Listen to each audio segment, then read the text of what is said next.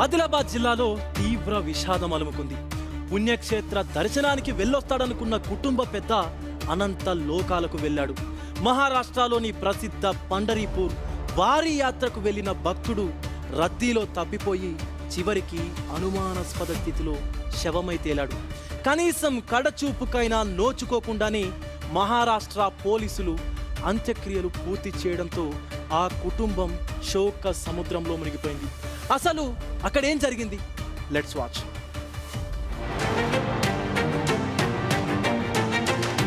ఏటా ఆషాఢ మాసంలో మహారాష్ట్ర పండరిపూర్కి వెళుతుంటారు ఉమ్మడి ఆదిలాబాద్ జిల్లా భక్తులు. ఇక్కడ జరిగే వారి యాత్రకు హాజరవుతుంటారు. సిరికొండ మండలం పొన్న గ్రామానికి చెందిన శ్యామ్ సుందర్ జూలై 22న తన గ్రామస్తులతో కలిసి ఈ యాత్రకు వెళ్లాడు. విఠలేశ్వర స్వామి దర్శనానికి ముందు చంద్రభాగ నదిలో పుణ్యస్నానం చేశాడు.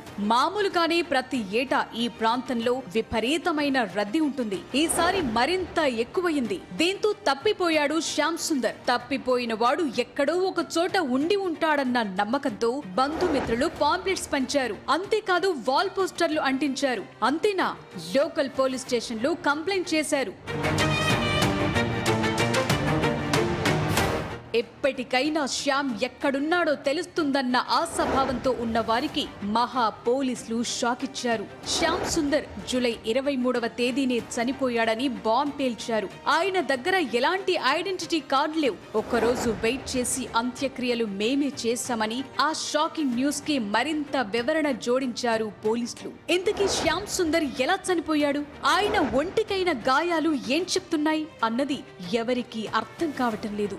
రద్దీలో తొక్కిసలాట జరిగి చనిపోయాడా లేక మరేదైనా కారణముందా అంతు చిక్కటం లేదు. అసలు ఆ డెడ్ బాడీపై ఉన్న గాయాలు ఎలా తాకాయి తెలియటం లేదు.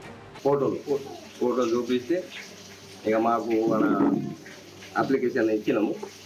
అప్లికేషన్ ఇచ్చి మళ్ళీ కూడా వచ్చి మీకు ఏమున్నదో మేము చేసుకొని చేస్తామని అన్నారు. తాముక సామాన్యులుగా వెళ్లి అడిగితే మహా పోలీసులు ఎంత మాత్రం కోఆపరేట్ చేయటం లేదన్నది బాధితుల తరపు వాదన. కాబట్టి తెలంగాణ ప్రభుత్వం ఈ కేసు డీకోడ్ చేయాలని డిమాండ్ చేస్తున్నారు. శ్యామ్ మృతికి కారణాలేంటో మాకు తేల్చి చెప్పాలని కూడా కోరుతున్నారు మృతుడి కుటుంబ సభ్యులు.